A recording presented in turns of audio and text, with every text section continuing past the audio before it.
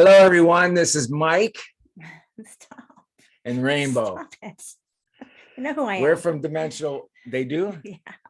We're from Dimensional Walking, and we're going to do a video, actually a two-parter. One part will be on, well, they're both going to be in the same sort of subject matter. There's going to be on hauntings and experiences that we've had and research we've done on some hauntings, ghosts. Haunted locations. Haunted locations, yes. So anyways, the first one we're going to do is when we lived in Utah, and there was a really cool restaurant. It was called Leslie's Family Tree in Santaquin, Utah. And so Rainbow will give you a little background. I'll give you a little bit of the old background, the way back background. Yeah. And The history. The history. It's called history. It's background. So anyways, this area in Utah was in an area where there was Native Americans had some of their places where they lived. It was right by the I think it was close, wasn't it close to Utah Lake? It was right at the bottom of Utah Lake, I believe, if I remember. And so anyways, it's a little community called Santaquin. And so back, oh golly, I would say probably in the 1860s, there was a family that lived in the area called Walkers. And they basically had a little conflict or a little disagreements with the Native Americans there, which were the Utes. That's the reason Utah is called Utah, is because of the Ute Indian tribes. And they're also known as the Timpanogos. Timpanogos, yes. Nogos. Yes. Something like that.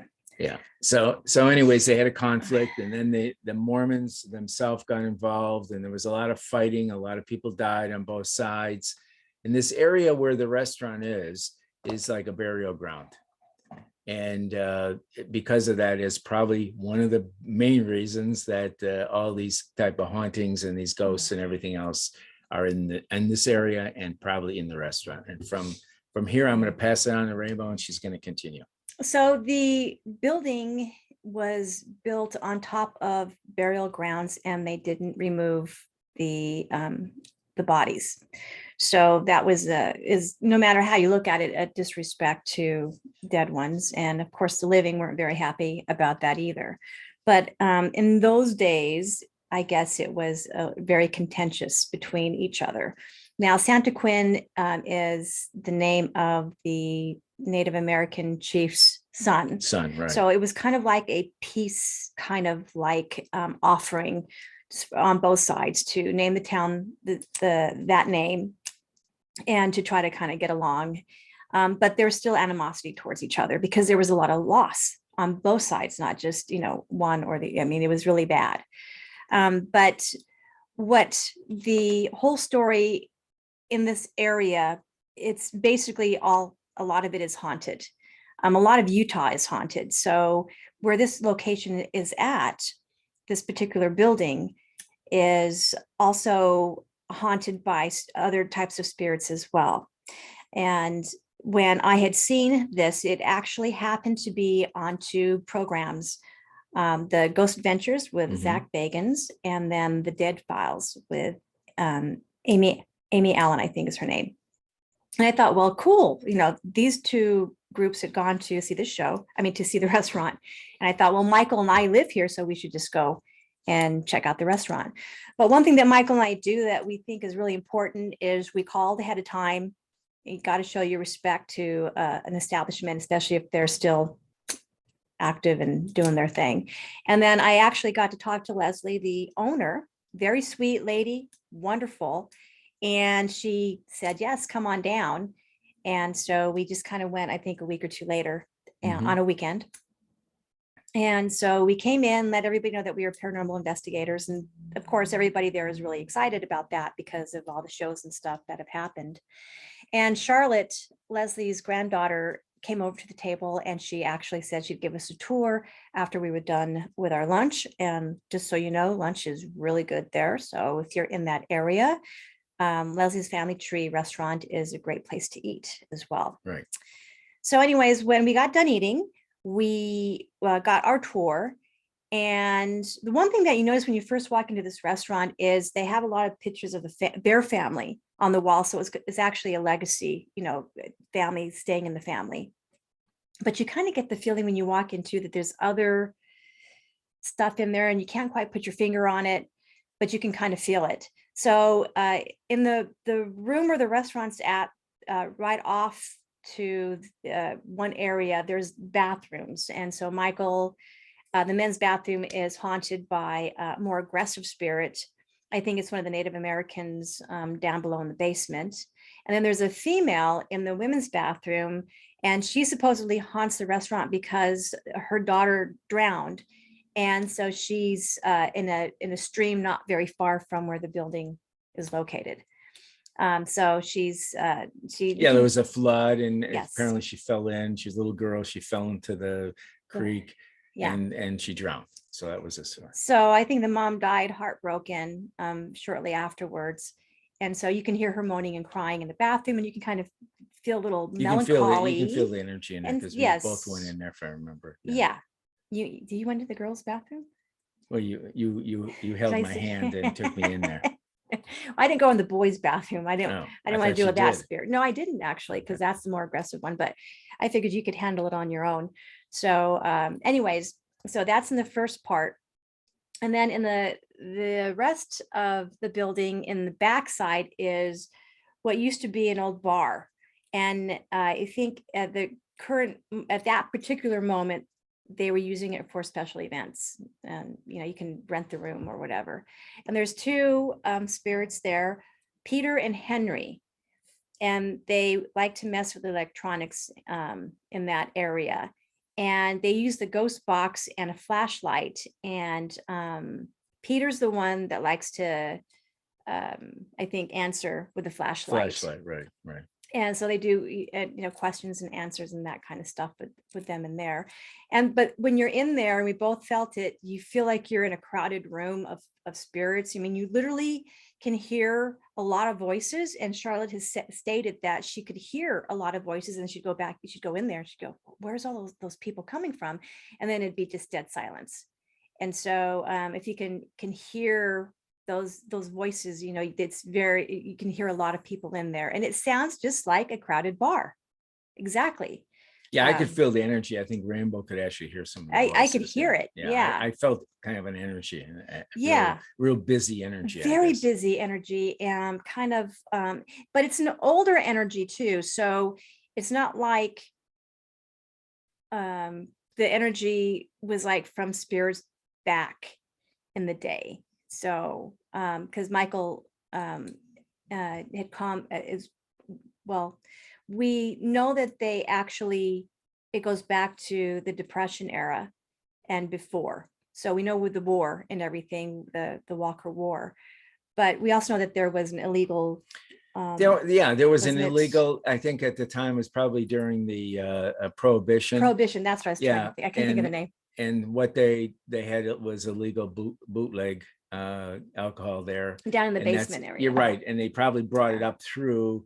Well, we're going to tell you about the cellar thing, but brought it up through there, and so that's what they had, kind of that bar back there, and that's kind of the back of the restaurant type thing they used to have. Yes. So that's what they did, and I think they had illegal gambling too. I think she mentioned something about that, right, in the back there. Yeah, probably poker or something, So right. Because they had all these round tables, but Yes. And then there's supposedly a portal, and the portal's in the bathroom, and it's over by this brick wall that's painted like this brownish red color. Mm-hmm. And Michael got a picture of the bathroom, and there's like an orb, but you can kind of see the area where this portal's supposed to be. And I actually didn't know that that's where they had said that's where the portal was. I just went to the bathroom and I said, there's a portal here. Was there a doorway here first off? Because I thought maybe there was just a doorway, and that's why I got that feeling. Mm-hmm. And she said, no, there's never been a doorway there, but she said, this is where the portal's supposed to be. And I'm like, well, that makes sense. And so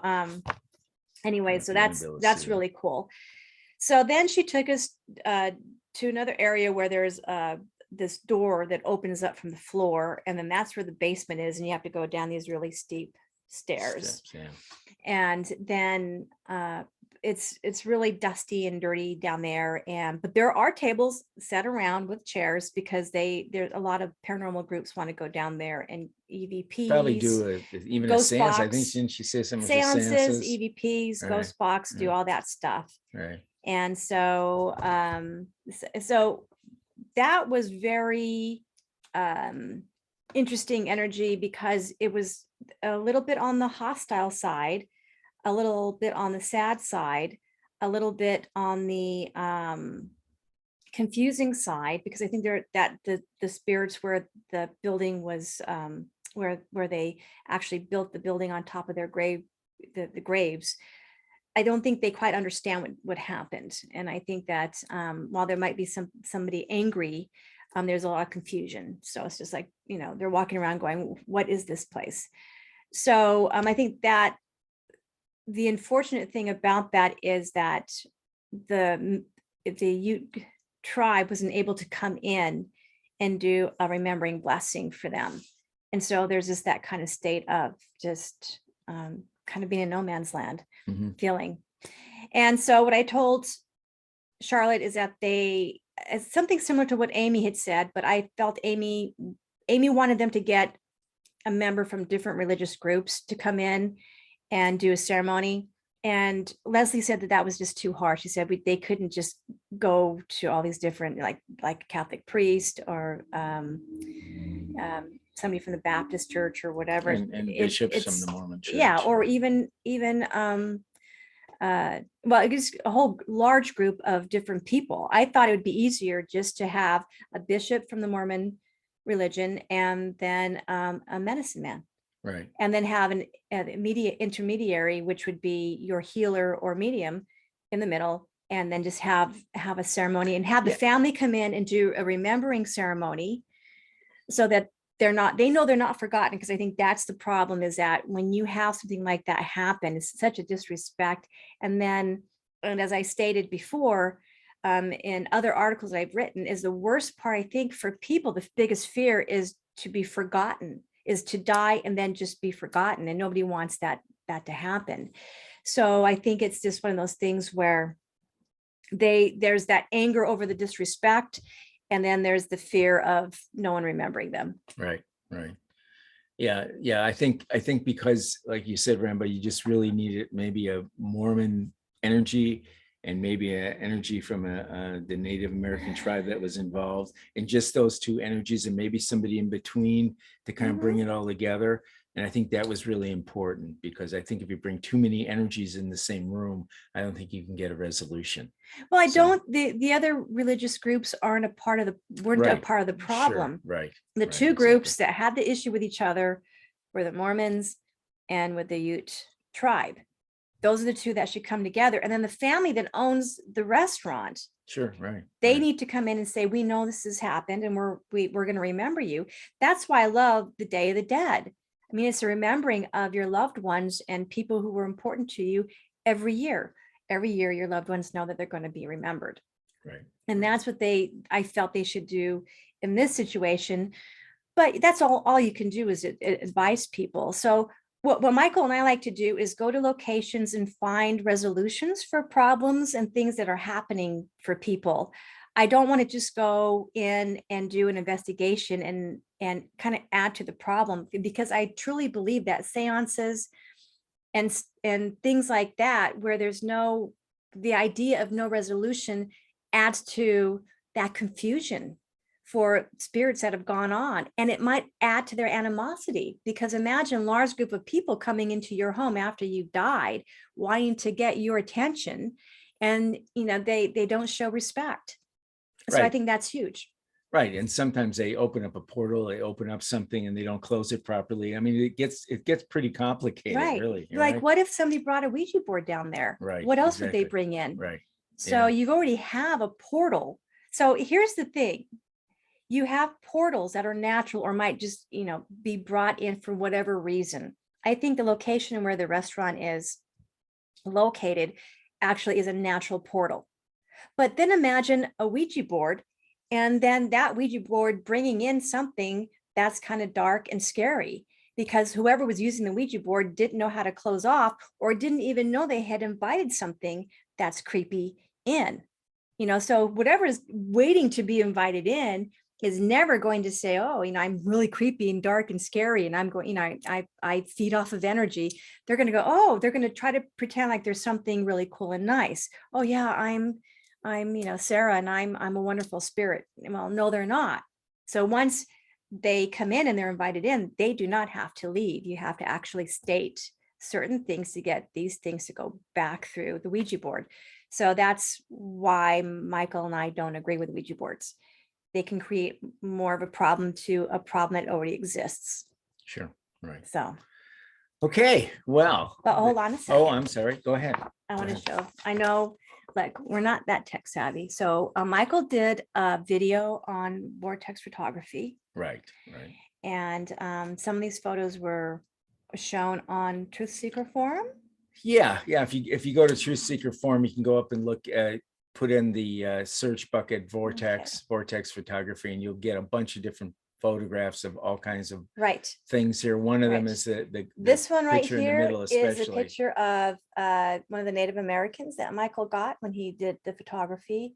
This picture down here is of the bathroom with the dark brownish red, and that actually, that wall actually moves in the photo. Oh yeah, tell them about that. Yeah. So in the photo itself, when I took it, when I looked at it, we looked at it again, it actually has a movement to it, which is almost impossible on a still picture, but it actually moves. I've never seen anything like it, right? Remember when you saw it, it's like, wow. When you go to look at the picture on Michael's camera and you click to the image, it moves. It actually kind of like a Harry Potter movie, right? When the pictures kind of come to life, right? That's what it does. That's what it did. It was. I've never had that happen before. So yeah, that was pretty cool. Okay, so that's Leslie's Family Tree Restaurant in Santaquin, Utah. Yes. So if you're in that area, we highly suggest that you go there. I'm hoping they're still open. Yeah. They probably are. They've been around for a long time. They have. They had some younger family members, so hopefully they kept it going. Well, yeah, I know, but with the COVID, yeah. So anyways, but if you're in that area, look them up. Okay, so that's that. We will have part 2 of this. We will do a really good one that we have some good experience. Rainbow had some excellent interviews at Miniman's Hotel. It's Edgefield. Oh, I'm sorry. Yeah, it's Edgefield. They call it Edgefield, right? Mm-hmm. It's their hotel, but it's called Edgefield. And so we'll have that next Tuesday. And that's about it for now. Mm-hmm. Please subscribe. If you have any questions or comments, you can put them here on the YouTube, or you can send us an email at dimensionalwalking@gmail.com. And if you like us, what else, Rainbow? Anything else? Good. Okay, we'll see you. Bye-bye. Bye.